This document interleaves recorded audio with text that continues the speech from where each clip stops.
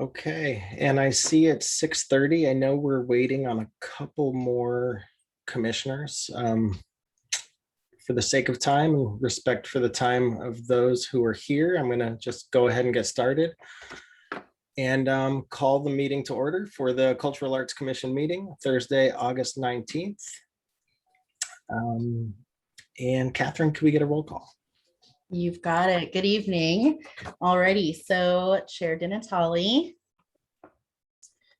We have Vice Chair Campagna, Commissioner Bond. I think we are waiting for Commissioner Hobson-Cord. Present. Perfect, thank you. Sure. Commissioner Boldenwick, I see you Present. there. Thank you. Commissioner Cancino. I'm here, thank you. Perfect, thank you. Commissioner Bowen. Here, thanks. Thank you. Commissioner Foley, I think I saw you there. Let's see, Commissioner Maharaj. Present. Oh, perfect, thank you. Commissioner Ramos. Present. Thank you. And Commissioner Mardahay. Here. Thank you. Okay, thank you, Catherine. We will go on to agenda review. I know there was a request to move the fundraiser virtual auction update up from subcommittees to the first agenda of unfinished business, just for sake of time and schedules. Would anyone object to that change in the agenda? Nope. Okay. Hearing none, we'll move that up to unfinished business. And are there any other requests or changes to make to the agenda? None from staff. Okay. So we will move on to the approval of minutes for July 15th, 2021. Has everyone had a chance to review those? And are there any comments, proposals, changes, or do they stand approved as is? And hearing none, we will go ahead to approve those minutes for July 15th, 2021. Again, if I don't give anyone enough time to speak, just jump in and let me know. And citizen participation outside of those here for special presentation or any other notes people would like to add. Do we have any citizen participation? I believe I see one member of the public on with us, so welcome to you. You're welcome to make a comment now if you'd like, otherwise, no, you don't have to. And then I don't think we've received anything via email or voice message. Okay, thank you. And thank you for being here and joining us, to those who are here for the presentation and those who aren't. We always like community participation and value you being here, so thank you. With that, we do have a presentation, and I believe Commissioner Bond, we're still waiting on her. We are expecting her. So should we move on to the next piece of business, Angela, or do you know if there's someone who can back her up on that? Yeah, go ahead, Ercy. Yeah, I guess I will serve as backup. Michael, thank you. First of all, welcome again to all the finalists of the Study in Contrast General Art virtual exhibit. We thank you very much for your participation in the virtual exhibit and congratulate you on your achievement. Our commissioner, oh, there she is. I see her. I'm not sure if she's quite prepared to speak at this juncture, but so I'll start, and at the point where Risha, if she would like to step in, certainly can do so. I'm just going to call each of you at one at a time, and then you can speak a little bit to your work if you'd like.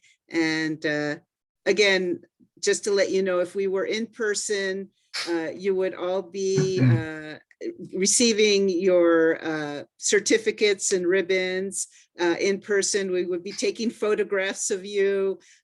We would have your work featured in our public art municipal services building, but none of the above. We're doing this all virtually, so it's a little awkward, but we hope one day that you can join us again in person, when we can go back to having these exhibits the way they were intended to be, and perhaps with a new bent in the virtual world as well.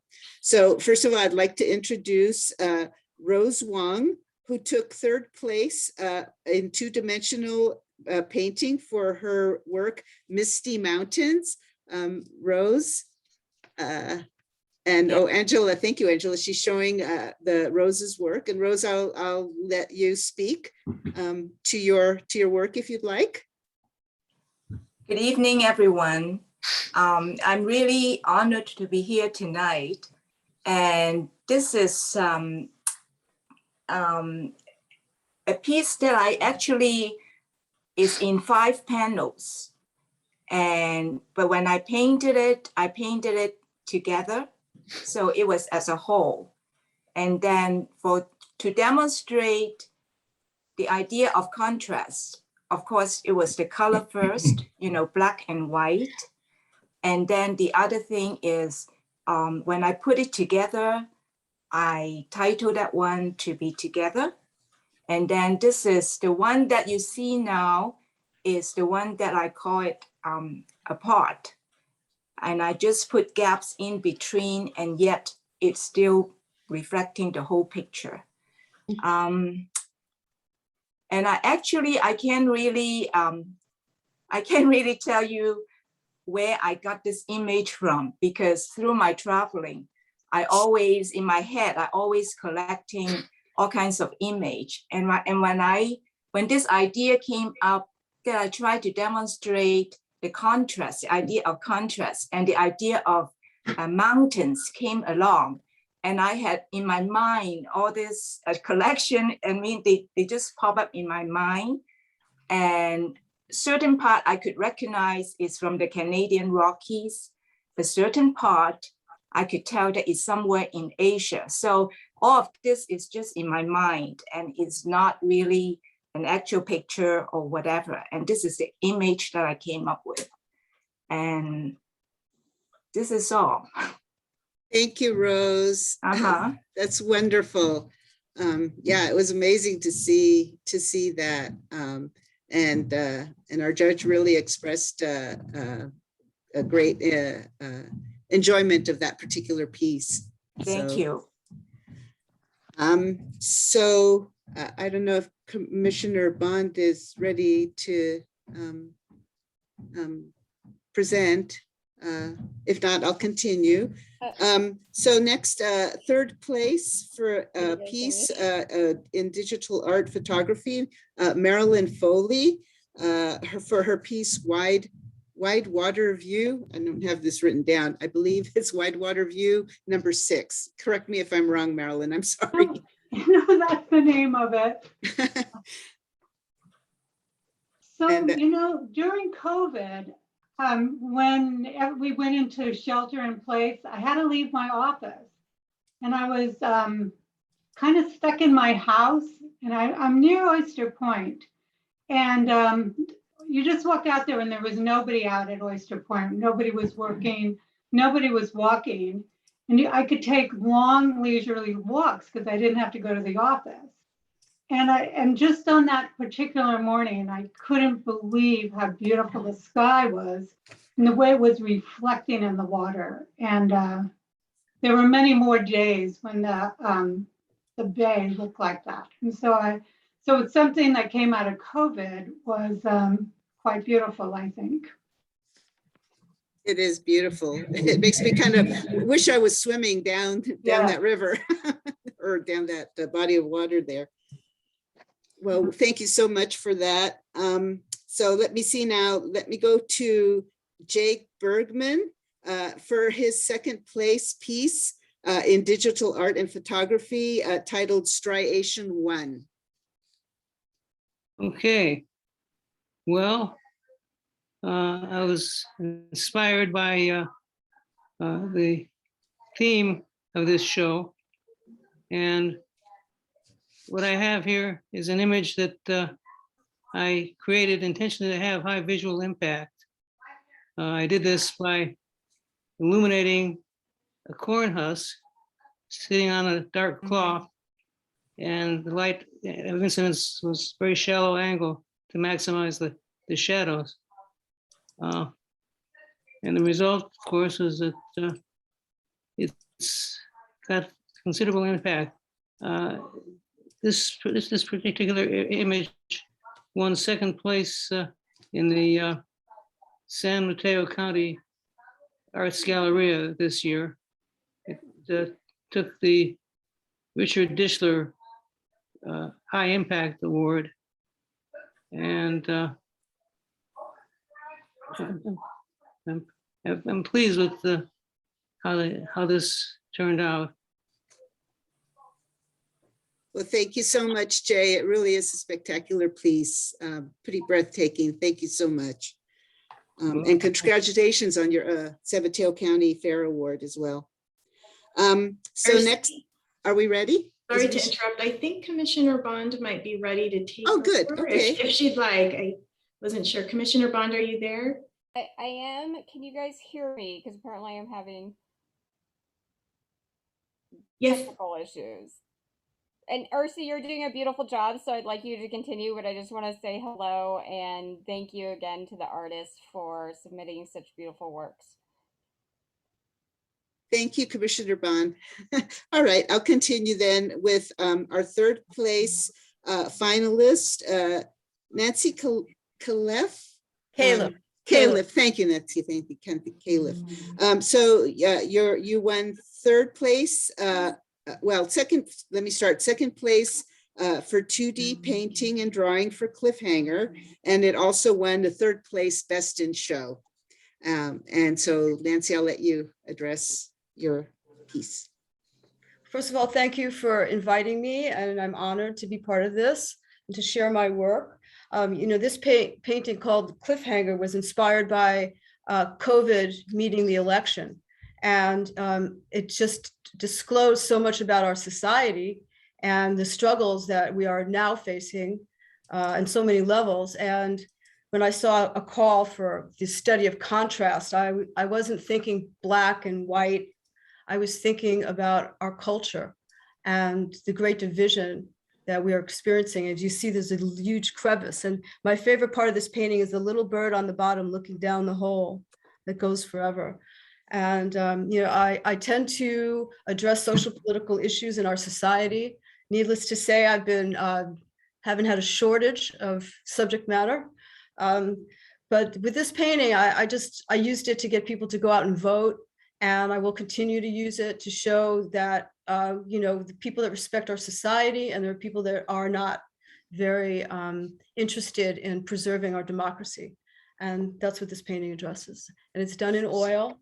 And some of my work is also sculpted. So this is a 2D piece in a collection of 3D pieces also where I sculpt off the canvas, and like the one behind me.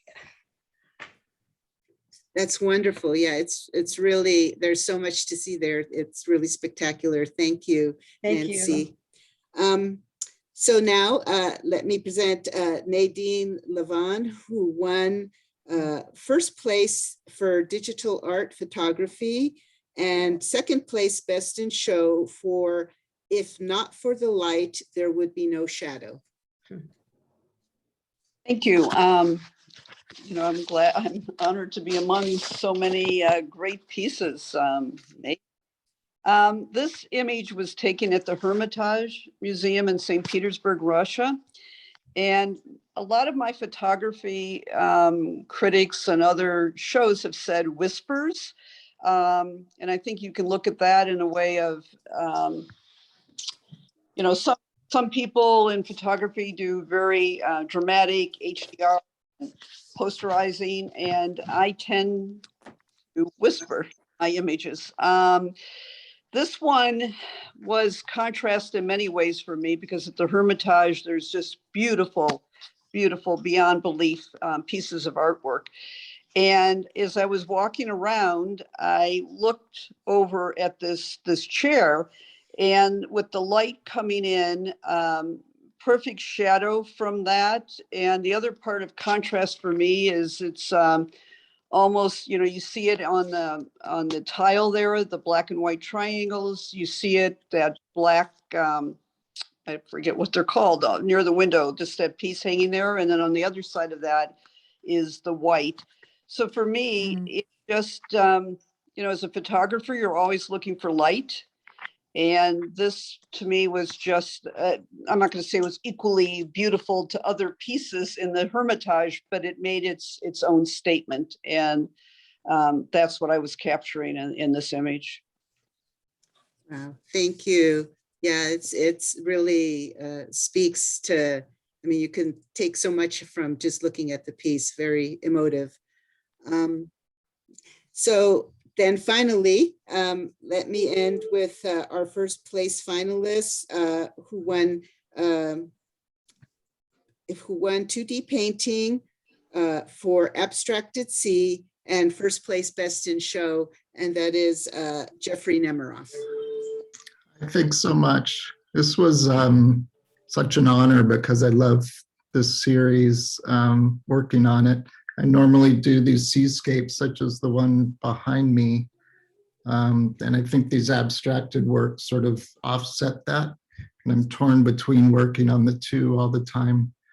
And this series was, I guess it was born out of a art residency I did up in northern Norway.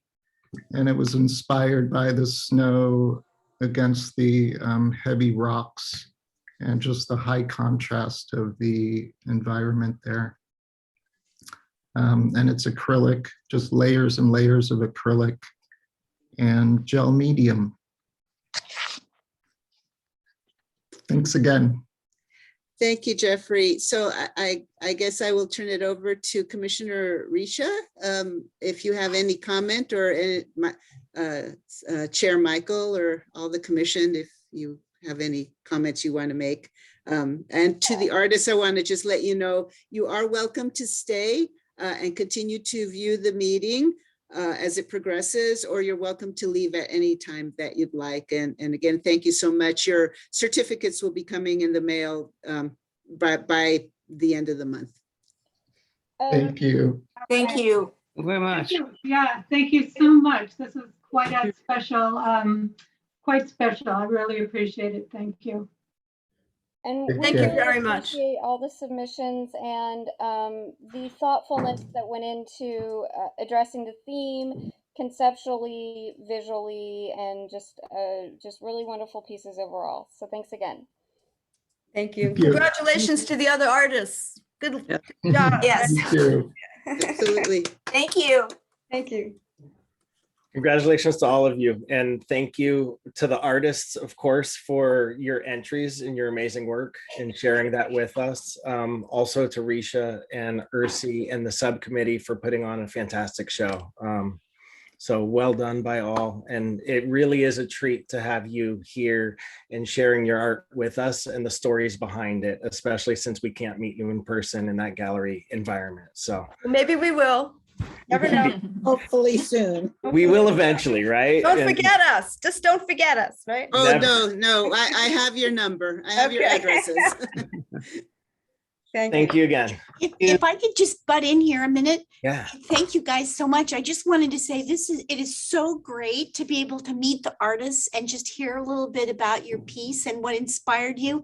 I'm wondering if we could, I hope we don't always do virtual shows, but it would be cool if this could be part of our show, so the public would, unlike our meetings are open to the public and that's awesome, but like somehow if we could do a Zoom, I don't know how, I just a germ of an idea, but I think as a gallery viewer, I would enjoy that so much. And it kind of reminds me of like our public art, because I've met many of the artists. When I see those pieces, it means so much more to me because I think about what they told me and what they said about it. Anyway, I just think it would be great if we could somehow feature some of the artists in our art show so the public could get to meet you as well, because this has really been fascinating just to hear just a little bit about what inspired you or what you were thinking. Anyway, I just loved it. It was so interesting. Thank you, guys. Thank you. Thank you. Thank you. Thank you. That's a brilliant idea. We'll definitely take that to the subcommittee updates. Thank you, Sharon. Was there any other comments? I don't want to step on anyone else before we move on, but I'm going to start just counting down in my head. So if I look and I have a blank stare, that's what you're waiting for, okay? Okay, I'm going to move on. I didn't count as long as I intended, but it felt awkward. So we'll move on to the fundraiser subcommittee. Commissioner Bowen. Yes, thank you, Michael. And hi, everyone, and thank you for accommodating my schedule today. So exciting update on the fundraiser, which is taking place this month. The online auction site is currently live and everything can be viewed. And I'll go ahead and put the link in the chat room for everyone to check out if they'd like. And I believe you can also navigate there from the information that's provided on the Cultural Arts Fundraising webpage as well. And so the jewelry auction opens up for bidding 9 a.m. next Friday, August 27th, and closes on the Sunday, August 29th at 9 p.m. And participants are going to be required to register and create an account prior to bidding. So if you know anyone who's interested in participating, it's recommended that they kind of do that prior to August 27th, just so that they're all set up and ready to go. But in any case, really excited for this event to happen. I hope there's a great turnout, and I want to say, a special thank you to everyone in the subcommittee, but as well as the staff who just worked really hard to put this really great platform together, and really looking forward to see how it turns out. And that's all I had. Great work, everyone. It looks great so far. I'm excited for that. We will, sorry, I'm a little thrown off. We went out of order, of course, but I will go back to unfinished business to Ursi for an update on the art show schedule. So as you know, on your agendas, you see that the art show dates for 2022 have been listed. It's hoping that we can go back to our in-person. Of course, we're maintaining the flexibility if things go south. But we have the rooms reserved for the dates that you see listed. And so the action item that needs to be addressed today is a selection of the third show, which would occur in either May or July. And then if a decision or discussion can begin on the media for the first show in February.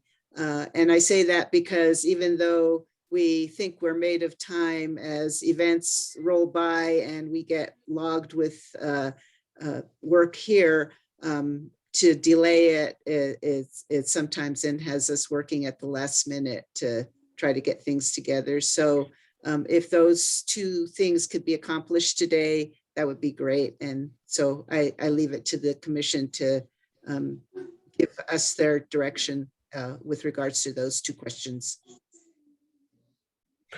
I'll start just with a comment that I remember last meeting. It seemed that the majority of us were leaning toward July 14th and July 15th for that show, for the spacing throughout the year, since May was pretty close to the second show, which is either March or April. Are there any comments otherwise, or does it still feel like July? Sorry, Risha, we couldn't hear you right there. I was just commenting that I agree with you. Thank you. Not for agreeing with me, for the comment. Could we have it any other months beyond July? I mean, July actually sounds good. I think most people take vacation around like July, early August during the summer. So mid-July still sounds about right. But would there be any other time that we would consider the third show? The reason, just a little bit of history, the reason that these shows are scheduled on those dates, is our calendar of events, not only recreation, not only cultural arts, but recreation gets really, really stacked. And in addition, there are other events that occur that the rooms that we use for presentations get blocked out for. Traditionally, for many years now, the shows have fallen into the pattern that we've set here. And the other item is that our artists have come to expect that the show would occur in that time frame. So for all those reasons, the consistency and the real difficulty finding a time, those are the months that we generally have scheduled for these shows. So is it possible? I guess, but challenging.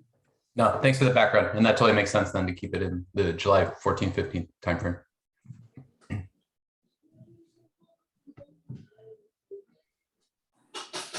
Okay, so hearing no other comments, I'm going to propose that do I need to make a motion for something like this, or could we just say it's going to be July 14th and 15th?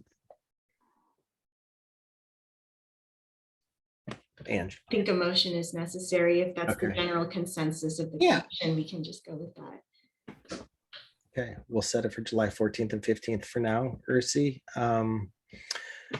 February 11th and 12th, do we have commissioners selected for a subcommittee for that, or is that too soon? And I guess this also brings up the question, should we consider determining or soliciting subcommittee members, as well as interest for the chair position for next year, just kind of planning further out.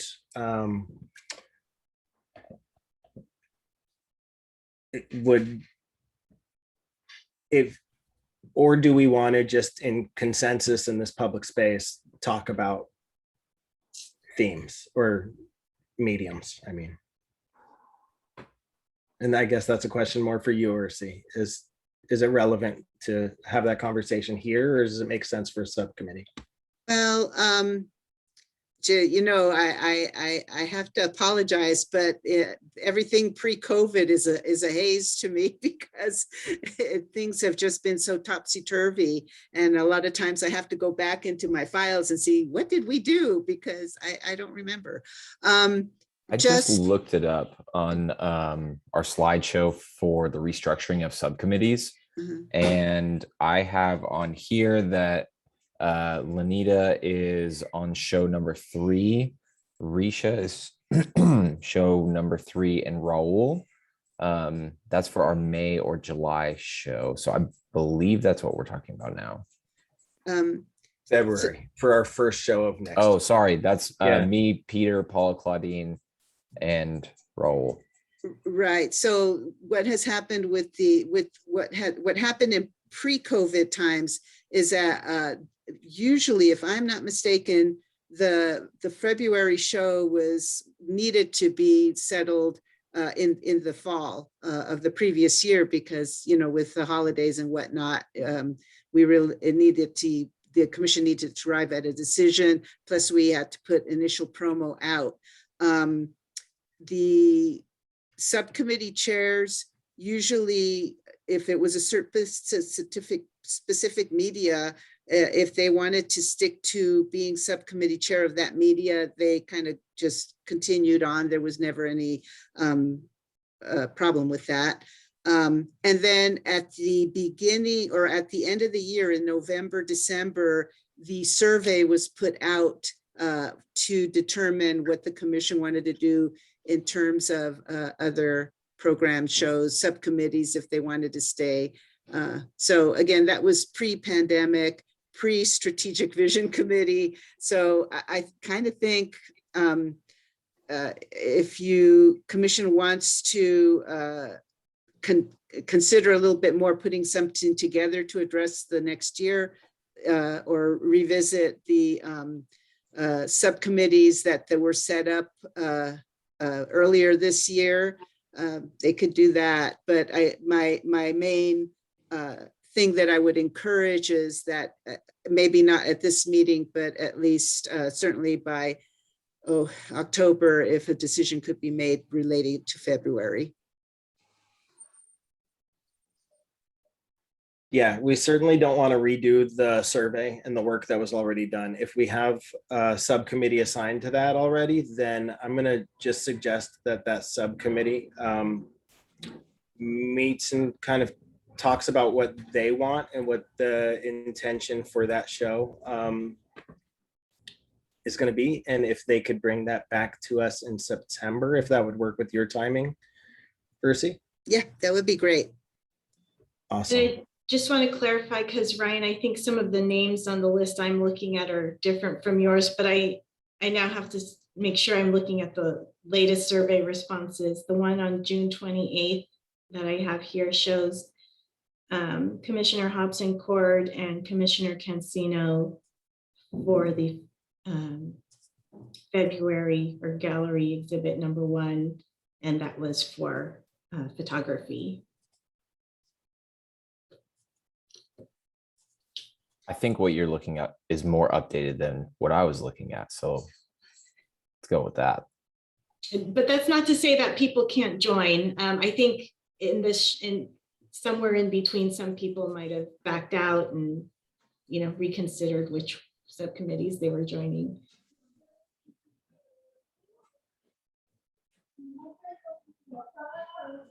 And so I'll defer to, I guess, any of those people now, if they've already discussed the intention or ideas for the theme or the medium, sorry, of the show, let me know or let us know. Otherwise, do you want time this month to discuss it and come back to us in September? So, so that would be myself and Kent and Crystal. Is that correct? Yes, that's who I have listed so far. Okay. Yes. So I guess the two of us could talk and come up with some ideas for the next meeting. And I guess, Angela, you said it also says that it's currently photography. So oh no, just referring back to what we did at this point in time last year. Cool. Thank you. Sounds good. I'll give you guys space and we'll give you time to do that. And then we could talk about it in September, if that works for everybody. Sounds great. I have a question. What was the February show? What was the theme of that? This year, I believe it was photography. Yeah. Right. So what is it next year? That's what we're determining. Oh, we don't know. Okay.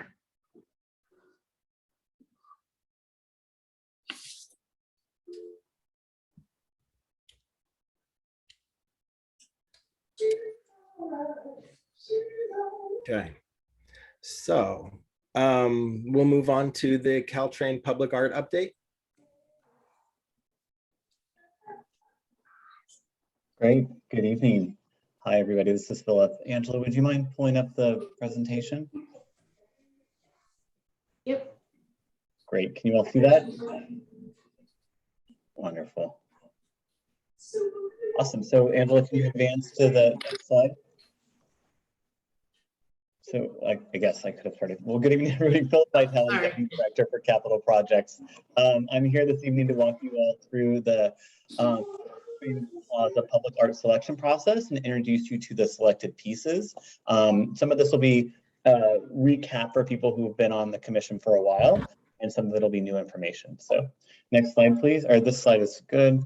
Sorry, I'm tracking on my own piece here. You know, as you all may know, the Caltrain Station Improvement Project is currently under construction. That project stretches from Airport Boulevard to the west with a grand plaza and pedestrian pathway extending through a tunnel and running below the Caltrain tracks. Last year, City Council dedicated $500,000 to bring public art to this plaza and tunnel. Next slide. Last year, the mayor appointed an ad hoc committee which we identified as the Caltrain Plaza Public Art Selection Committee. And that included 7 members, including 3 community members, Madeline Banfield, Katie DeLu, Carol Matsumoto, and council members, Mayor Mark Adiego and council member Flor Nicholas, and then also cultural arts commissioners, Peter Foley and Ryan Campagna. I wanted to thank both Ryan and Peter for the amount of time that they put towards this project. This was several virtual meetings and site tours and deliberations in person and lots of time on their own reviewing proposals and rating our artists and narrowing things down. So thank you both, Ryan and Peter, for all your time on this project. Next slide, please. That committee met like 6 official times, starting back in February of 2020, and then they had deliberations in May of this year. Next slide, please. And just to refresh everybody, the scope for this public art, again, we had $500,000 budget. We offered in the RFP to do either single or multiple pieces within the plaza or tunnel, and it needed to include design and fabrication and installation. And the theme that we listed was it needed to embody aspects of South San Francisco's identity as it relates to heritage and culture. So next slide. So we released a request for proposals in November of 2020, and it ended in January of this year. We announced this through City eBlast, cultural arts commissioners, as you all shared it with your contacts, and P&R commissioners. And then URSI also spread this wide and far to artist organizations and contacts. And we received we had 300 people view the RFP online, and we had 65 downloads. So there was definitely a large audience reached. And we ended up with 16 proposals from 15 different artists. And that included pieces that were both in the plaza, the tunnel, uplighting the freeway columns. So we really had a range of artist pieces. Next slide, please. Working through a detailed rating process, the committee was able to narrow down those 16 proposals to 5 artists, and those were Sierra Norris, Sijan Chen, Right Art, Gordon Huther, and then Wow House. And these are just little clips of the pieces that they submitted. We also had a technical panel, which included staff members from engineering, parks, and public works, as well as the landscape architect for the project, or for the plaza, to sort of review these proposals and pose questions that would, inquired about the technical issues of the pieces, and that helped to inform the selection committee. And then we had interviewed those 5 artists through a couple of nights of virtual interviews, and based off those technical committee questions, we were able to, next slide, please. The committee was able to, they had a very thoughtful deliberation, and they narrowed it down to the group called the Artist of Right Art. They're a team, Jonathan and Saori Russell, out of Berkeley. They have more than 10 years of experience and they've done more than 17 projects across the country, and they had absolutely excellent references. And the piece that they proposed and that was selected was called Inspire, and it's a kinetic wind sculpture and 2 gear benches. Next slide. And now I'm going to sort of read to you the description that the artists gave in their proposals about these pieces, because I think it really helps you know, how rich these pieces are. So one is the twisted base pillars represent, but not too obviously, a DNA strand spiraling upwards to embrace representation of a single water molecule. The large open circles can be seen to depict 2 hydrogen atoms connected to a small central sphere, an oxygen atom, and resulting in a covalent bond angle between the hydrogen atoms of 104.5 degrees, which is the bond angle that is specific to the water molecule. The movement created by the wind can be seen as the intertwining and weaving of a diverse and ever active community that is the hallmark of South San Francisco. And then the image of the 3 connected gears on a large circular base symbolizes the industrial city by which South San Francisco is known. And the gears also give the illusion of turning the sculpture above. Blue represents water, the bay, and the ocean, and yellow represents energy from the sun. And then the gear benches celebrate the role industry has played in South San Francisco. To emphasize water as a building block of life, the gears will be arranged in a shape of water molecules and will be colored in shades of blue. The center of each gear shape will be closed with frosted tempered glass and will be illuminated with LED lighting at night, inviting people to sit, climb, and walk on top of it. Next slide, please. And the agreement that we presented to council last month, which was approved, was for a total fee of $464,000. And that included design, engineering, fabrication, and delivery to the site. We're going to work with the contractors who are constructing the plaza to actually construct the pedestal that these pieces will be going on. So the artists are designing that and engineering it, and the contractors will install it. So the remaining balance of between the 464,000 and the 500, minus some incidentals, will go to cover that pedestal construction. We're hopeful that we can do it all within that 500,000. So we expect to send that out to get pricing once they've designed it and engineered it in the coming months. And site preparation installation at the site is planned for fall of 2022, which will align with the construction of that portion of the plaza that's being constructed then. And that's it. I'm open to questions or comments and anything of the such. I was wondering, thank you so much for that presentation, and it gave a richness, especially I actually am a chemist by training, and so it gave a richness to the piece. I like the piece just on the face of it, and now it's really cool to hear about how it's connected to like the structure of water molecules and DNA and whatnot. Will there be an educational plaque or something explaining all this?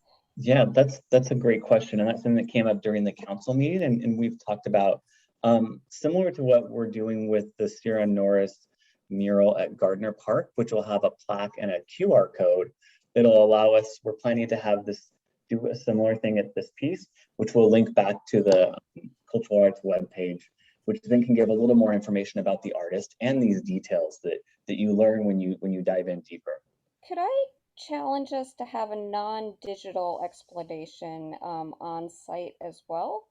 Is that something that could fit into the installation? I feel like it's just more immediate, and honestly, I'm thinking about kids and how, I mean, maybe these days all kids have smartphones and they're just so used to QR codes that would just be the most natural thing in the world.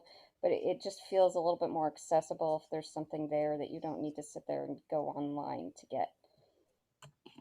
I'd like to echo that. I had the same kind of thought and feeling for accessibility purposes. I'd like to propose that be considered, or we look to see how the Cultural Arts Commission could help support that effort with the budget that we have. I think that sounds great. I think as we get the engineering drawings back and understand from the contractor how much that pedestal is going to cost, we can look at what budget remains. And I think there is some money within the cultural arts funds that was dedicated towards this piece or towards the art in the plaza. So I think it would be great if the commission wanted to help develop that signage and what that both the website could be as well as the signage on site. I just wanted to add, it's a great, absolutely fantastic looking sculpture. I mean, it looks amazing. Just for someone who is losing her eyesight, it would be really good to have maybe Braille or something like just touching. I'm just thinking about people also with visual disabilities who cannot look on the phone and online. It's just, to me, it's kind of like losing art of having plaques explaining things. So yeah, I would like to also kind of second everyone and have some sort of a visual explanation that's physical, not virtual. I think that sounds great. And as we can start to get closer to the construction and installation, we can work with this group to, develop what that signage and description looks like, and come back to you all to take a look at it and give us some additional feedback. Great. I also want to say the artists were able to join us at the city council meeting last month, and they are very excited to be working with the South City. And I think if you've had a chance to see that, or if you want to go back and watch that, hearing their description of the art pieces just gives even more richness to it. So, and I think as we get further along and the designs move from concept to more details, we could talk about coming back and presenting and possibly having the artist present to this group or give an update. I would love that. Right. Or maybe when they're doing some installations out on site, we can invite commissioners out to see that. Great. Okay, thank you, Philip. Are there any other questions from the commission or staff or comments? I just want to thank Philip and Ursi also and everybody involved, but Philip's just been so fun to work with and just sort of pulling everybody together. It was really fun. It was a really fun project, and of course the subcommittee, but again, just a kudos to the staff on this one. It was a ton of process, and we were sort of flying the plane as we went along, because we didn't really have a procedure for such a big project. So just acknowledging that. Thank you, Sharon, and thank you to everybody. This really was a whole team effort to put together, and all the staff members involved and our committee members and everybody. It was great, and I think we're all very excited to see this piece coming to life. Wonderful. Well, thank you. I just want to say, as a new commissioner, I've been hearing it. We've been hearing about, it's my fourth meeting, been hearing about this project. So kind of coming in on the tail end. And so seeing an outside presentation of what happened and then what circulated over the last few months, but just, the whole timeline, very appreciative of that. It's really cool to see that happening. So thank you for sharing. Great. Thank you. Wonderful. Well, hopefully I'll see you guys coming up at a future meeting when we talk about the signage and definitely when we get to install the piece. So, thank you, everybody. Thank you. Okay, and we'll move to new business. We have Angela bringing back the San Mateo County Arts Grant information, or touching on that.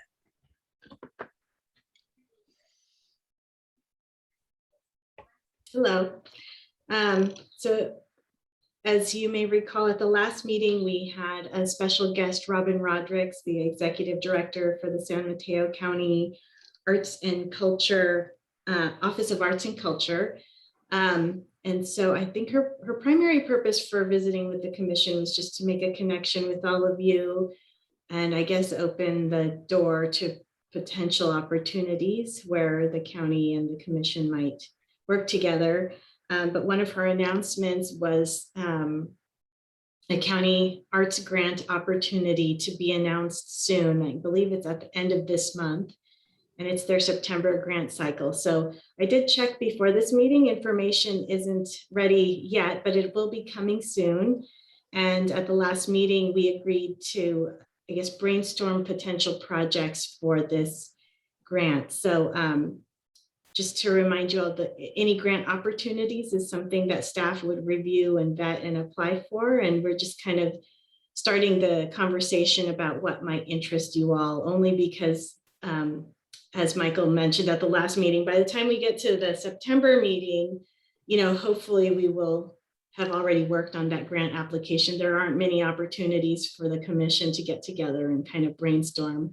I guess it's a little challenging because we don't have any guidelines before us to work with, but just wanted to hear, and I'll take some notes about some opportunities that you all would be interested in exploring.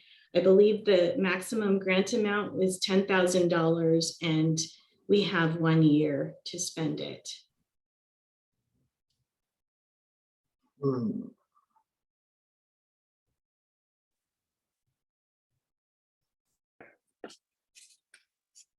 One of the things that I loved that I've seen over the last couple of years, more so it was before the pandemic, of course, and I don't know if it will be feasible within this next year, but was the after school program that I believe the city of Redwood City partnered with their cultural arts or the county's cultural arts to do at South City High School, I believe it was. Yeah. And I was just really impressed by that program. I would love for there to be a program like that here ongoing in our community. I don't know really what that looks like or who the contacts are there though, but I do recall that their presentation, and that was neat. Michael, what was it that impressed you about what the program was doing that you recall?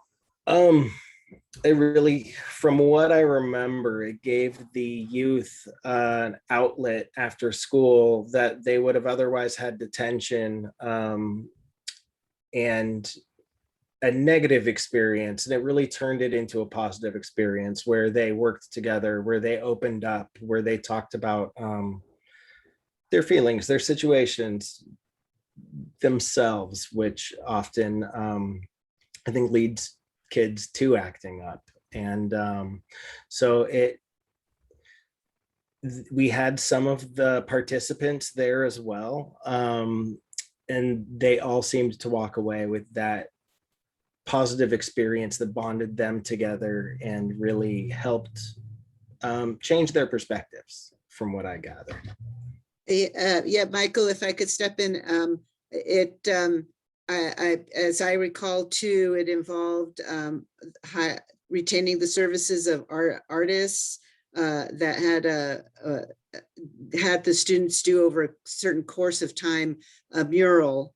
That was then they worked on the mural. They had the training by the artists, and then the mural was taken on exhibit, and the municipal services building was in there for a month or so.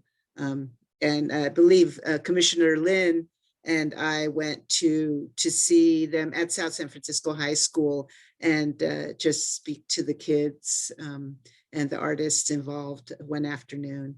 Yeah, I recall that. I might still have some information on it in my files. I think it was an alternative to detention as well, which is really cool, turning that into something positive. Absolutely. And I could look up, Ursi, sorry, I didn't mean to put that on you and staff as well, but I could look up to my notes as well. And I think I did at some point write down some names, or at least names of programs and the agencies involved, so. Does the grant have to be, is it South City centered, even though it's coming from the San Mateo County art grant, or does it, it can be anywhere in the county, or would we want it to just be geared towards South San Francisco? I'm not sure, not without seeing the exact grant guidelines. I know, sure. Like any of our art efforts, we could engage local artists that maybe, I guess it depends on how the program's shaped. I know, sure. Just from a Park and Rec perspective, most of our priorities are geared to the benefit of South City residents, but that doesn't mean that it's like exclusive to what happens in our boundaries, or that we can't engage in art community locally, including, you know, artists outside. So I guess it depends on the program. Okay. Just one thing I would say is if the maximum grant amount is $10,000, to do a program like that, we would have to put in a significant match from the city. It would have to go through the budget process. So I'm just envisioning, let's say we applied for this grant and we got it, and we would probably go to council. We would have, the grant would have to be accepted by council, and then we would go in the budget season and ask for more money, a match, or, you know, because I can't imagine being able to do a program like this for $10,000.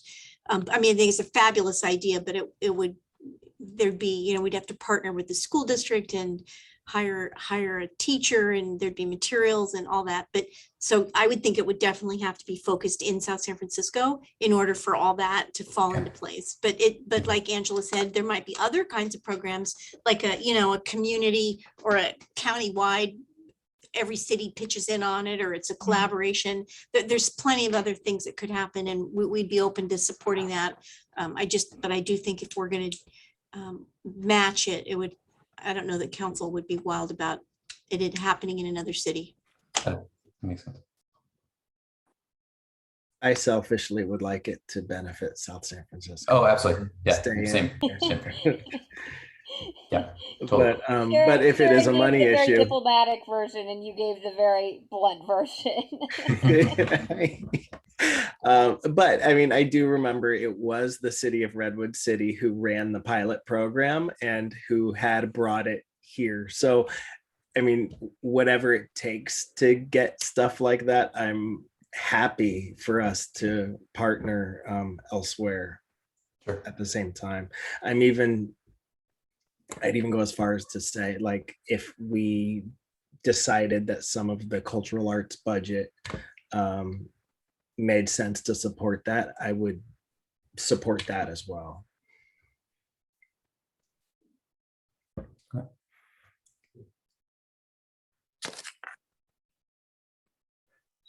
So I actually do have an idea for this topic, but it's kind of in sync with what our Performing Arts Committee has been speaking about or spoke about last month. So if you don't mind, when we come to the Performing Arts Committee and what we discuss, I'd like to just bring up, it's kind of along the same idea on the grant, but it's kind of a separate idea too. So if I can just wait and bring it up in relation to this as well, I'd love to do that then later in the meeting. Awesome.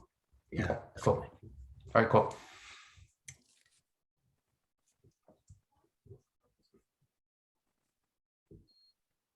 Okay, should we move on, Angela? Did that? Yeah, well, I think it helps. I mean, we also just came off of a community engagement subcommittee meeting. So but I think the theme of the commission that it kind of stands out in my mind, just having worked with you all over time, is just this interest in making connections with youth.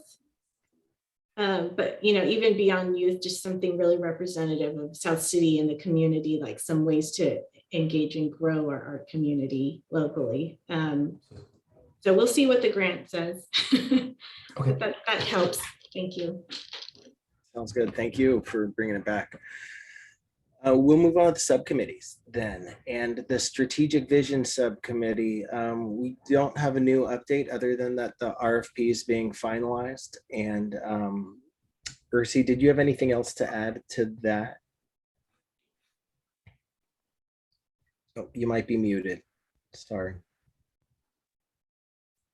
No, just that it's been reviewed by our legal attorney. That's the last review. There were several reviews from other city personnel as well, and minor revisions and or legalese put into it. So I think it's really close now. We'll probably, as Angela said, probably will be available early September or sooner, opportunity permitting. So great, thank you. We'll move on to Lynn for the Sculpture Subcommittee. Nothing, I'm sorry, but nothing at this point. Fair enough. Quick question, Ruben? going back to strategic vision, is the RFP for the restructuring that we've been talking about? Is that what the RFP is for, or what is the Sorry. RFP? Yeah, no, that is a great question, especially since we renamed the subcommittee. It started out as the public art plan subcommittee. So with that, the first task of the strategic vision committee was to help launch the efforts for a public art plan. And so eventually we'll put out this RFP for a consultant who will develop that public art plan with us and for us. And so that'll be a strategic long-term plan that will connect with the general master plan and over time give us guidance and direction as to what our community wants, what we need, and where to get the resources to develop, which I know already are in the works. So did I give a good enough explanation there, Sharon? I know. Yeah, no, really good. I was just going to say, we'll send it out to you all as well when it goes out to the group of consultants that Ursi has pulled a list together, but we'll definitely share that with you guys so you have a very clear idea of what we're advertising for in this exercise. Yeah, it's going to be interesting. And as Michael said, it links to the general plan.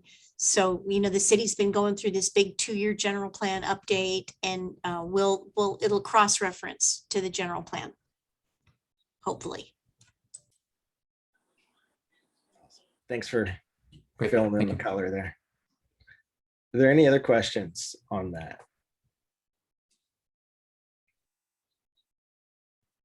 Okay, we're going to move on to, Lynn said she has nothing for sculpture, which is understood. So we'll move on to the urban art subcommittee if there was any updates there.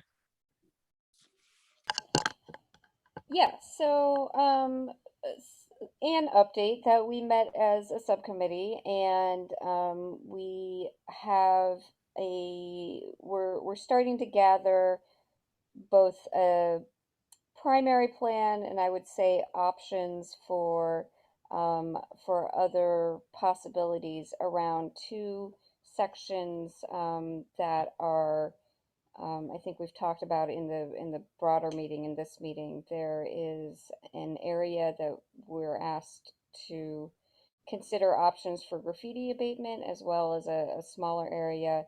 We have a set budget. Angela, remind me, is it 25,000 for the budget for the 2 areas?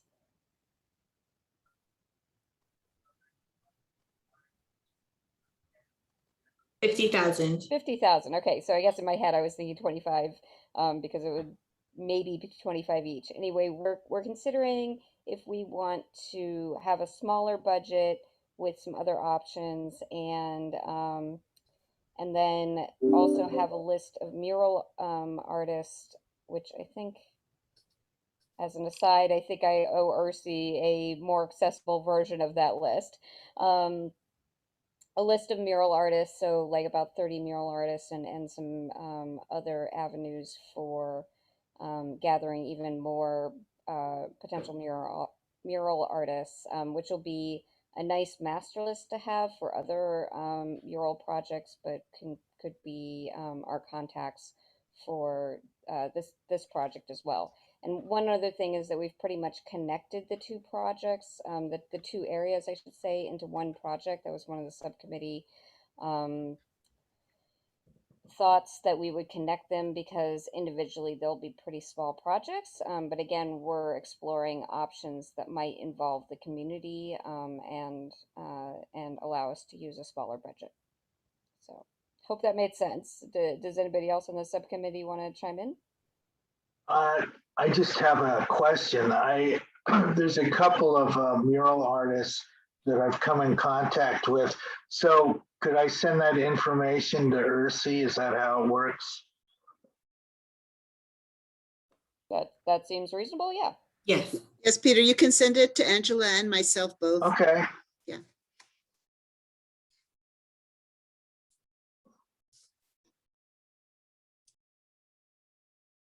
Okay, thank you, Risha. We already did the fundraiser, so I'm going to move down to the virtual general art exhibit follow-up. We just kind of did that as well. Is there more follow-up to discuss for the art show that just wrapped? Or is I wrapping? contacted the judge, and he, I was like, would you like to talk at one of our open meeting or public meetings about your judging process? And he declined. He said that he had a whole system for it, and he kind of told me about it over email, but said that he would prefer not to talk at the meeting, but that he really enjoyed the process and he was impressed by the community art. So I wanted to pass it along. Great. And I know that might have been confusing. I said it just wrapped, but it does go through the end of the month. So I don't want to deter anyone else's opportunity who might see this meeting from going and checking it out. So it is worth going and seeing at ssf.net/cultural arts. Nice plug. Yeah. It was a save, actually, right? So was there anything else to be added by anyone on that, or should I move on? Okay, I'm going to move on. The quilt exhibit, which is coming up October, November. I believe, Lynn, are you chairing that? I am, and the entry form format has been updated by Ursi and almost ready to go, as well as a mailing that will go out. So that's all up to date. And I'm really impressed with how many new people this virtual format is bringing us. It's really been a pleasure to see people from other areas that are picking up on this. And that one woman's comment about don't forget about us. I really think that's a plus for us in the future. So the virtual thing is new, but it certainly has been working very well for us, Ursi. And I appreciate your work on this. It does take an awful lot of time. But in answer to the quilt exhibit, it's on its way and up to date.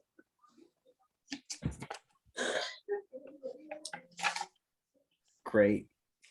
And I would like to just give a plug for Sharon's suggestion, which is the virtual opening that we host and invite some folks to really talk about their art. So I don't know how to do that, but if we can explore that with the next art show coming, I think that would be great, and almost consider that for anything we do forward.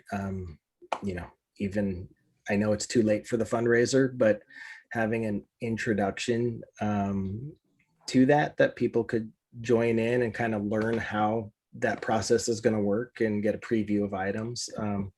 Anything we could do to engage people in advance, try to start to create a more hybrid, virtual, but engaging experience, I think is a great idea. I agree. And I think the comments that the artists had this time are similar to what we have when they're in person and they get a chance to talk to people. So if there's any way we could add that, it would be terrific.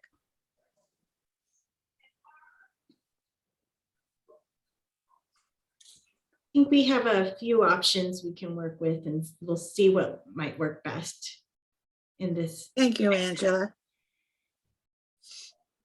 And if there's anything I could do, or a larger subcommittee could do to kind of help support that effort, I don't know what that might be, but if you identify it, I'm more than willing to jump in and help make that happen if there's anything I could do.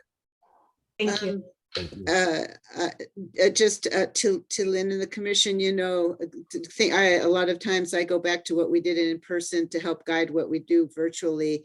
I know the quilters always enjoyed having a preview exhibit in the Municipal Services Building. I don't know if you want to contact, I guess it's BJ maybe now, I don't know, to see if maybe they would want to do, if it's okay with Angela, maybe a little YouTube 5-minute introduction to, you know, the fiber arts, the quilting. That might be a way to promote the quilt show, and have that aspect of a little more engaging process online. It's a thought. We can talk about it more, Lynn, if you'd like, later on.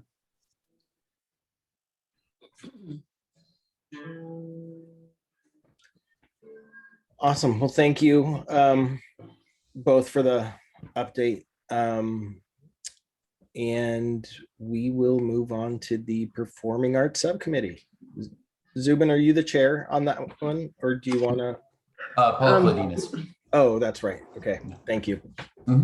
We met a couple of weeks ago, myself, Zubin, Angela, and Ursi via Zoom, and just to kind of because we have new people on the subcommittee right now, Zubin and Crystal, and just took a little time to get to know each other in this committee and bounce some ideas around. And we had some really good ideas, and I think Zubin would like to speak on one of them.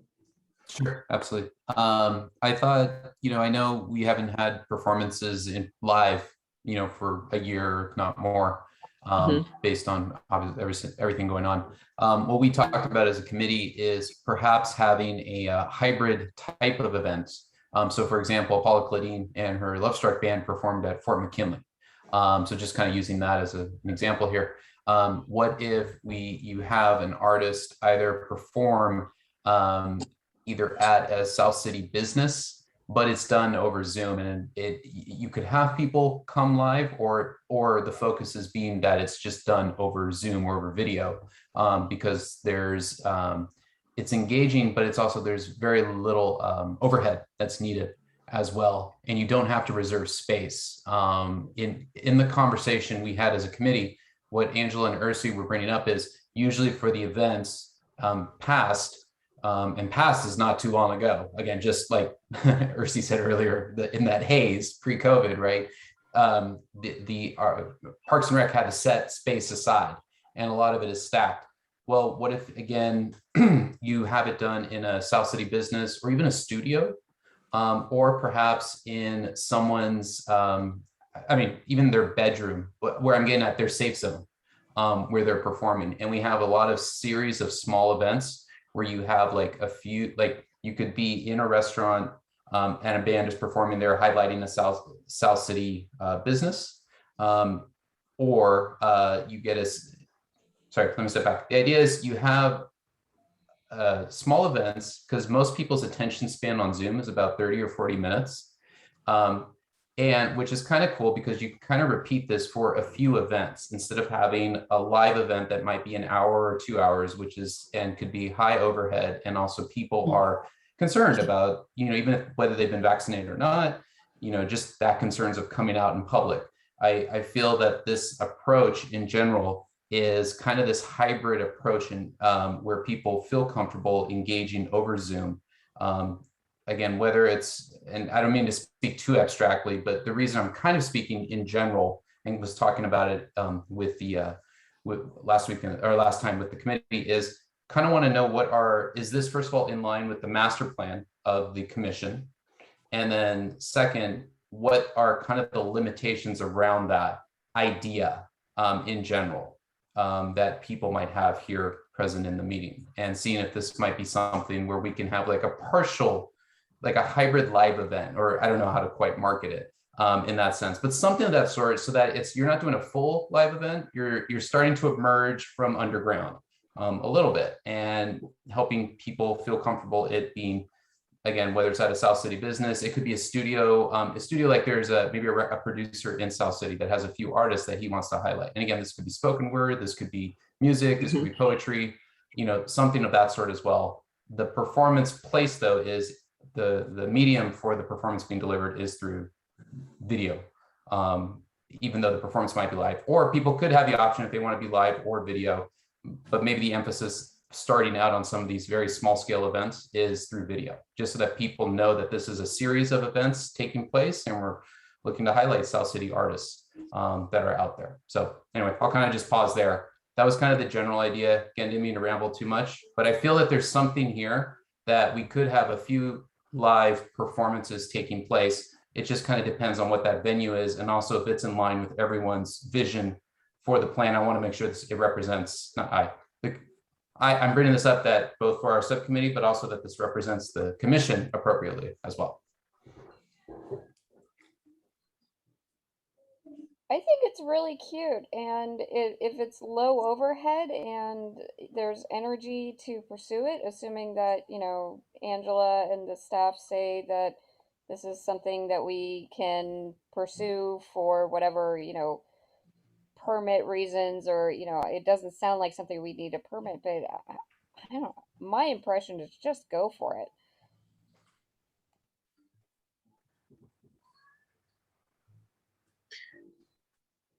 I think another idea that we talked about, if I stand correct, Zubin, is the same concept, but to showcase the artists, and it could be a variety of different types of artists. Yes. By interviewing them. You know, yeah. You know, it could be a show where the interview could be at the comfort of their own home, you know, via Zoom, and maybe we have a slideshow of their art, if they're an artist, or if they're a musician, maybe some clips of their music or whatever their form of art is, and we interview them, so, you know, the community gets to know the artists that we have in South City. It gives them some exposure, and, you know. Absolutely. So there's a lot of different ideas, I think, that we talked about, and a lot of possibilities, even though we're living in virtual times. That's really cute, and I think that taps into some of the energy that we had just hearing from the artists today. Yes. You know, if we're talking about our local art community, and I don't know if YouTube is the appropriate platform for that, or we want that to be on the website. But yeah, just I think whether it's live music, musicians, or interviewing our local artists, or both, I mean, I just love those ideas. That's great. Yeah, we kind of had a taste of that this evening, like you said, with the artists. That could have been a show where those artists were talking about the background of their art, their inspiration, and we could have been asking, you know, questions in more detail to get to know those artists, and that could have been a show. Could have had more than just one artist, you know, and maybe they have 15 minutes or half an hour short, like you said, Zubin. But yeah, absolutely. And I have to admit, like, this was all serendipitous that this happened tonight, because when we talked about it last month, you know, I didn't want to sound like I was raving lunatic or anything of that sort. I'm just kind of thinking of what would get people excited and get this committee up and going. Because I'm a performer. I've been playing guitar for over 25 years. I know, and I've been performing and so on as well in my own right. And I was like, okay, what's going to be the simplest, low cost way about doing it? And the fact, Sharon, that you brought this up, Michael, the fact, you know, again, and then we saw this with the artists talking about their work. It's really such small, subtle things. But it makes such a difference from an emotional impact, because look, everybody's hurting right now in general, right? So any connection that we can get, even if it's not physical, some expression, some outlet, is huge. And so it worked out in that way. And I want to be respectful of people's time, but we're kind of, just to let you all know the genesis of where this idea also came from. Two things. One is again, look, we've been in COVID for coming up close to, you know, almost 2 years now.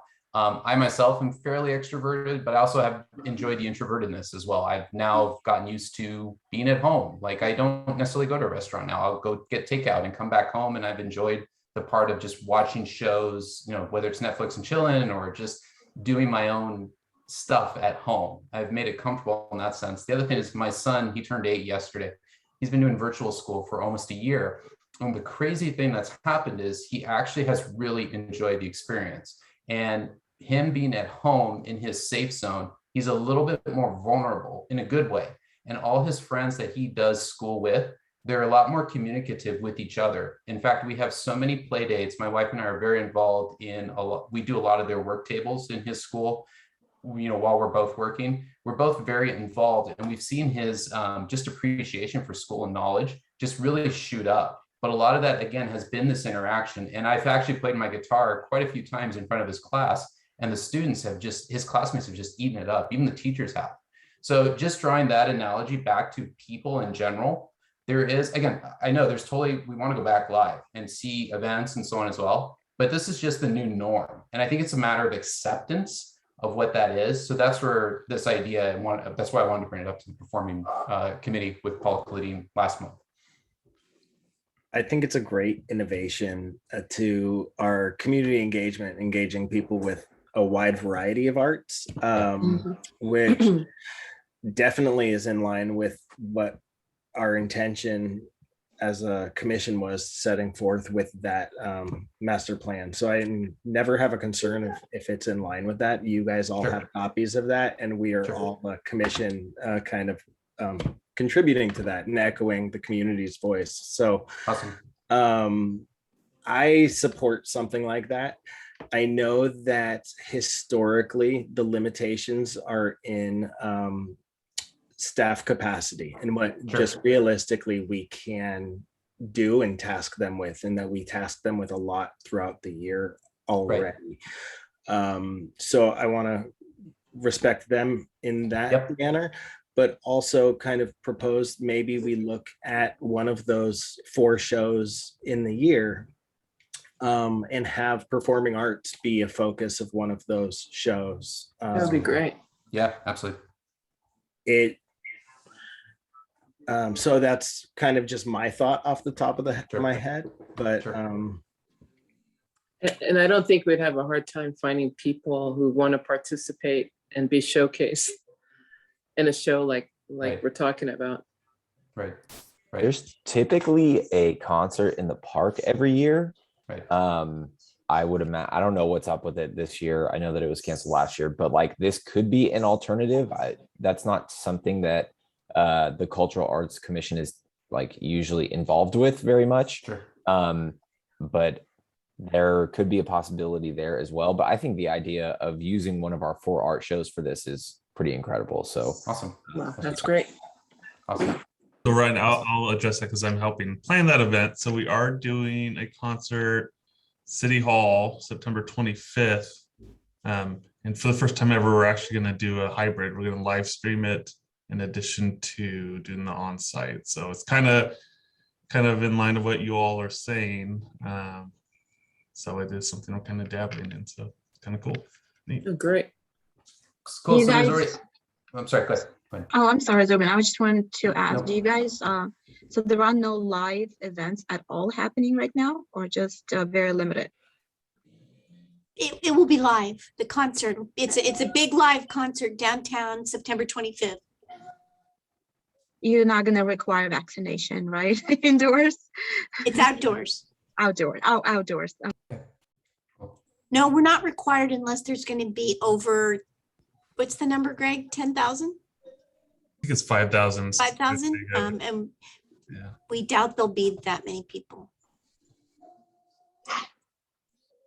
So Paul Kalidin, it seems like, again, just from hearing this, Greg and Paul Kalidin, it might be good for us 3 to connect, and Crystal as well, maybe talk about that as like a next step, action step in terms, and maybe whatever is appropriate to set up time for half an hour or so, just to kind of talk about those next steps. Again, I think this is very simple and could be, I'm simplifying it. We don't have a very again, this is a very high level idea, but obviously we want to distill it down to very pragmatic, actionable things that we could do. And it sounds like this could just be an offshoot of something that's already happening. So it's not too involved, too involved, too offbeat, or anything of that sort. Of just people ease into it. And we can see this as a pilot to see if this would be good going forward, for other future events as well. And just to, I don't know if this is what you all are thinking, but for the concert, plans for that are already kind of set and underway. So I don't think that this would necessarily be an offshoot of the concert. Okay. But I do appreciate the acknowledgement of staff. I mean, part of pre-setting the dates is kind of just to recognize the cyclical nature of our work and pace the amount of work. So Paula Claudine is the chair of our first art show coming up in February. I mean, that is an opportunity to define a new media that we haven't done in our virtual world yet.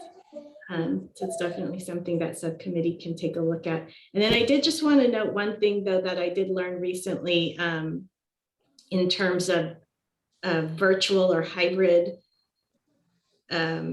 concerts is just, and this is something I'm not too familiar with. We'll have to work it out with our city attorney, but the music licenses and what rights, we have to stream virtually for any music. So good call. But Paula Claudine, once you kind of settle into what you think the performing arts might be, just wanted to share that's one of the considerations to kind of look at. I would like to just Angela?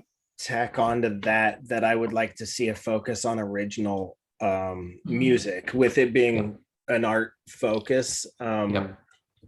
I do want to see original music, so hopefully the licensing won't be as much of an issue. Absolutely. Another idea that I kind of just wanted to say something about that. What we just did this over the summer with the Pride celebration. We did like a whole virtual performance, like event stuff, like online. And then licensing for music, for copyrighted music, wasn't an issue at all. And in fact, we actually got you could actually invite Penn TV to also do it, and they'll put it on the local TV station. So great. I just wanted to put that out there. Yeah. Cool. Awesome. Another idea is like the band that's going to be playing at on the 25th of September. I mean, we could even invite those artists to be a part of our show and interview them. Oh, there you go. That's a great idea. I mean, my background is broadcasting, and this is really exciting for me. The idea of interviewing musicians and exposing their talent to others. Absolutely. So there's a bunch of things here. Obviously, there's a lot of ideas. Again, as the committee, we'll distill it into a first idea, and we'll obviously have more conversations over the coming meetings to talk about. But there's definitely the germ of something here, and it's good to hear. Appreciate the committee, everyone just hearing all this and just getting feedback as well. And real quick, just coming back to what was earlier about the grants, what I wanted to bring up, just now that we've talked about this, kind of the offshoot, and I just had I was thinking about it, especially Michael, with what you were saying that Redwood City was doing, where students were being able to talk about, their angst, what they were going through as well. I think, and again, this could be totally like dead in the water and kind of just off the beaten path, but I was wondering if in the grant, again, when you're performing in your safe zone, so again, just the acceptance of that an artist is being able to talk about his or her medium or perform or speak or play from home or in their environment that they work best in. That's their outlet. And that's like the acceptance of when people think of COVID and being from home, there's usually this very negative connotation. But I'm wondering if there's something around this grant where we can talk about a lot of local South City artists being able to perform in their environment that they feel comfortable in general. This committee's idea we're talking about just a few minutes ago was like, again, in kind of this public forum of some sort, right? Whether it's in the park or at a business or something of that sort. For the grant, I'm wondering if it's more catered towards individuals or groups performing again in their personal space. And just the fact that is a way to deal with emotional well-being and people having that outlet. I don't mean to speak too high level on all this, but I'm wondering if there's something around that where that grant and just that idea of having people come out and you're not going to have nerves performing in front of a bunch of people. You're just going to be able to perform and be yourself if you in your own environment, again, over video as well. I just feel it's kind of an impactful thing in that sense. And I don't know, I can come back with more details around that and kind of a plan around it. But that's what I was kind of thinking along the San Mateo County grant as well, as a way to kind of talk about mental health and people talking more openly and being able to communicate through their art as well. So anyway, I'll stop there on that. Thank you. I took some notes. Oh, no, sorry, just to comment to what Zubin was saying, I know exactly what he's talking about. So there are a number of artists that were performing on Instagram Live throughout this whole thing. One of them was Rufus Wainwright. He may not be really well, you know what I'm talking about. Yeah, He absolutely. had his whole concert, and I've been actually tuning in and watching it. He did it from home. He did the entire concert, original, the classics, his favorites, everything, covers from home. Well, granted, he's a professional musician, does have the money to kind of like invite his buddies and, you know, kind of do it from home. He has the equipment, but yeah, that's exactly what he was talking about, right? Just kind of at home, and he invited other musicians to collaborate, and they created some interesting music. Some of it was just off the cuff, just inspired and completely improvised. So that was a treat for his fans. That was a treat for me. So I know exactly what you're talking about. Yeah, that was awesome. Cool. Thanks, man.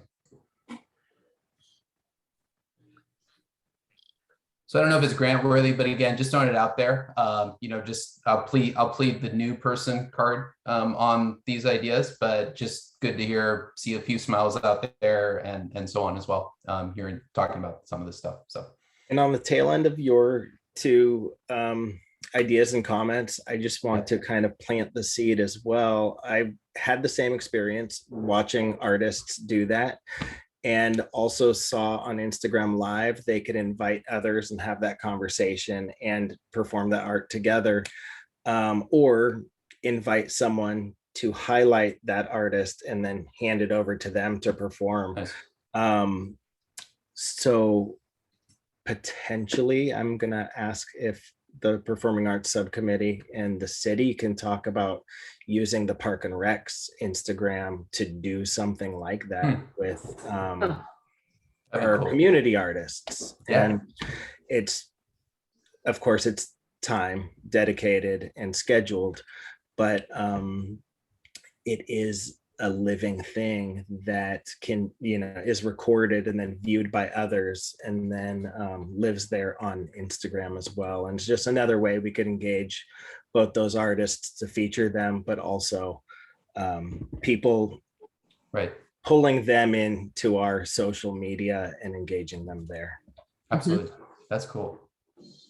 I like that idea. And I totally agree with you. One of you respectful of Ursi and Angela and other staff, South City staff's time as well. That was really the whole idea when we talked last month, is we don't want them involved in a good way, right? Like, we want to be respectful of their time and their space and what they're doing, because I can already tell they're already doing a lot from what they're doing with all the other committees. So that was kind of the idea. Also, that we do it from people's residences or studios or businesses, kind of get a double effect. You can highlight some of the business, if you will. They might have their own following or people. The band's going to have their own social media presence as well. They're going to start bringing people along on that, right? And we get publicity as a commission just in general. Again, not from a selfish standpoint, but from a it's good marketing just in general to say, look, we're able to sponsor this event that's inclusive of you know, what's representative of our city. So there's a lot of wins, and kind of, you know, we're talking just generally right now, but there's a lot of wins here in general that serves a lot of audiences and what our needs are, I think.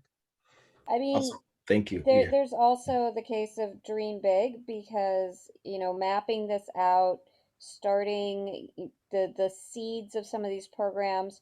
We may not have staff bandwidth right now, but we are anticipating building this future plan for the city for arts programs. And we're also anticipating, just to remind everybody, that in a couple of years having a more robust budget. And so that budget could very well include more staffing, you know, so that we can support these kinds of things, you know, whether it's a social media person, whether it's coordinating, just simply adding more bandwidth to help support these community projects. So absolutely, dream big. I think it's great. Awesome. Thank you. Great conversation. I'm going to move on to community engagement, which is related. Do we have an update there, or did we kind of just all talk about it already? We can do that. I would like to thank everyone who met today right before this meeting. Actually, we finally got together, all of us, and we threw ideas around, and I think we came up with some concrete goals. And I would like to thank Ryan, Crystal, Peter, and Angela, and Ersi for participating. So I would like to thank Peter for actually introducing us to slideroom.com. So this is a platform actually for portfolios, applications, contests, galleries. So this platform allows partners with universities for undergraduate degrees, but also for anyone who's trying to set up a contest of any sort, and allows for artists to submit their portfolios. It sort of sifts through data and kind of gives you an idea of who you could choose and select. So thank you for that. We also talked about looking at the survey and just kind of mining the data in the survey and people's responses. And thank you, Ryan, for bringing that up as well. This is a great idea for us to start. There were 176 responses from July, and just a lot of data to look at. People definitely want to be engaged. They want to be represented. So this is our starting point. And our third idea was to focus on nonprofits right now. I'm just going to make a list of local nonprofits to kind of pilfer them for ideas on artwork. And Crystal and Ryan are interested in creating a database with names. So this was our discussion today. So hopefully we'll have something for you next time. So the slide room was part of the idea to get the artist registry. And once we have that, we could back to the online talk about your art thing. We could contact these people and see if they'd be interested in talking about their art and do that. Yeah, I will contact Slide Room's representative to see, how much and what they can do for us, since we're on a smaller scale, what they usually are used to. But I've looked at their pricing and it's not too bad. I think for a year, per group, it's $1,200 per license. So we'll look into it. Great. Maybe That's we'll use exciting. some of that art, some of that grant, 10,000, right? We'll save money. Yeah. That's awesome. Great update. It's exciting to see so much work happening and that things are moving forward. Yeah. Yep, absolutely. Okay, so if there are no other questions or comments on community engagement, we'll move to items from the commission. I'd like to invite you guys again to come out and check out my artwork. I have some pieces over at the Phil's Coffee House in Redwood City, and that's going to be up until this Tuesday, the 24th.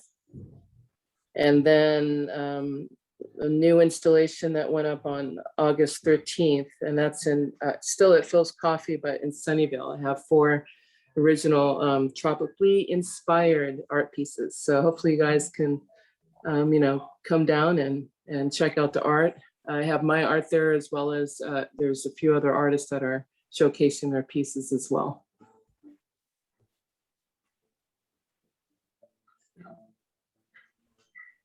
Great. Any items from staff? Oh, sorry, Michael. I just wanted to double check what they call the Phil's. Is that on Broadway? Is that the only Phil's? Yeah. Okay. Phil's Coffee, 2116 Broadway in Redwood City, and that's up until this Tuesday. And then the new installation is it's up already. It'll be up for 3 months, and that's in Sunnyvale.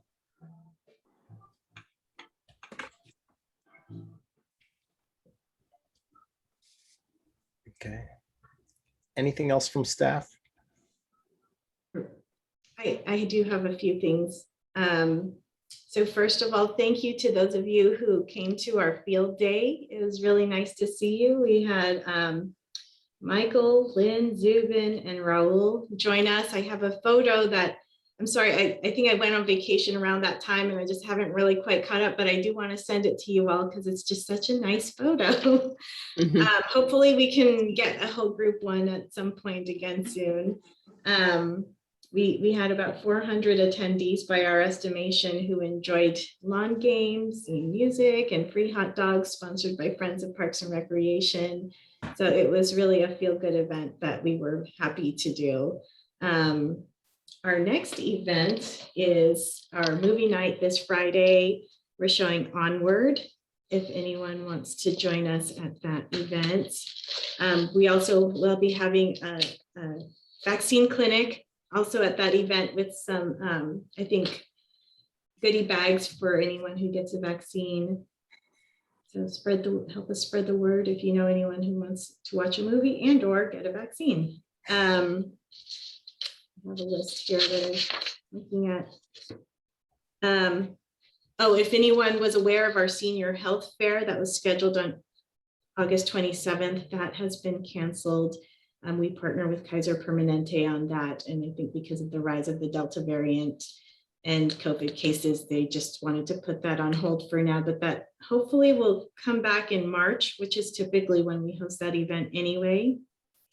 And then just another plug for the virtual jewelry auction, which takes place August 27th through the 29th, sorry, the 27th through the 29th. And just a few other things. Sharon, I think a few days ago, or I can't remember when exactly, but had sent you all an email about an increase to your commissioner stipend. So at the July 20th council meeting, they approved an increase in your stipend from $50 to $100 in recognition of all your good work. Thank you. Thank you. So just wanted to make sure you all were aware of that. And then the last thing on my list is that we're heading towards the final days of getting public input in round 1 for our Orange Park and Centennial Way master plans. So that those surveys close on August 22nd. Thank you, Michael, for coming to visit our open house last weekend. So it's not too late for you all to share your input with us, and I will drop that link in the chat just so you can find your way to our surveys. It's ssf.net/PR master plans. Angela, I'll just jump in here and say that so far we haven't heard from too many people about the desire for public art along Centennial Way. I think if the commission feels that way or knows of residents who would enjoy more public art, I think it would be good to hear that from people. You know, soccer's good and BMX bike tracks are great, but you know, and we hear a lot, you know, the skateboarders are just like inundating us with, we want a skate park, and all of that's good. But I'm just saying, use your outreach. And the same thing with the art studio concept in Orange Park. I mean, we know we're gonna have to tear down the old art studio, but we haven't heard much, received very many comments about the importance of venues for art. Now, the new building is going to have a beautiful art studio and it's going to be phenomenal. But so anyway, I'm just like advocating for the commission to get out there and lobby your folks. I will do that, Felicia, because I was literally mentioning the Centennial Trail before. That I was saying I do want to see installations and artwork, so I will do that for you. That would be great. Okay. Thank you, Sharon. And yeah, when I was there, I kind of felt the same. The art studios seem that they're going away and not being amplified, that there's a need for them, from what I saw. Also, I was pleased to see that there's thought of an amphitheater, an outdoor amphitheater, so that definitely supports arts. But there's more opportunity both in Orange Park and on the Centennial Trail, and they're big spaces, so there's opportunity for it all, but we just need to have our voices heard. And so thank you. That's it for me. Ursi, did you have anything to add, or Sharon and Greg? I do. What I have to add just kind of folds into the correspondence. So I guess if Sharon and Greg, do you have anything before I go there? Okay. So I just wanted to call your, Michael, or is it okay if I go to correspondence? Definitely. All right. Just two items at the top of your correspondence packets that I wanted to call your attention to. I'll speak to the second item first. And that is, you will see a couple of pages related to the Chico Art Center. The reason those pages are there is that our muralist, the creator of Prometheus, the mural that is going to be repaired and what's the word I want? Made better, for lack of a better word. He has an art project, an art show. He's part of an art exhibit there up in the Chico community. And he I told him that I'd let you all know that he has an exhibit going on. It's a virtual exhibit. The information is there in the packet. And Susan Cervantes, who is a founding member of Precita Eyes, is also has some artwork in that exhibit, so you may want to take a look at it. The other item is at the beginning of the packet. There is a correspondence that was forwarded to me by Michael related to a workshop he attended, a virtual workshop presented by CodaWorks. And those, I will just say that those is part of a series, and those recordings are available for you to view if you would like to go to the CodaWorks website to see all the ones that have happened. And Michael, I guess if you want to speak a little bit more to what you experienced.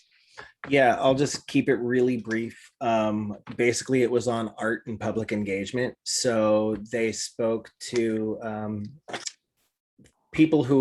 artists who brought community projects or were commissioned for community projects, and they presented the projects, what led to it, the benefits of it, how to engage communities, and how it really, what was it, that they are just, the voice of the art is the community's voice, and they are just the person being the medium to present that. They said it a hell of a lot better than I just said it. Heck of a lot better. I apologize for anyone in the families watching this. But I would suggest anyone interested in the public art plan, or anyone interested in engagement in public art and community engagement with public art, to watch that. It was valuable to me. But yeah, thank you. So with that, I believe that's our meeting. We will adjourn this meeting at 8:17 p.m. Thank you. Thanks, Thank everyone. everyone. Thank you. Have a good night. Thank you. Thank you. Good night, everybody. Thanks, everyone. Good Good night. night. Night. Take care. Bye.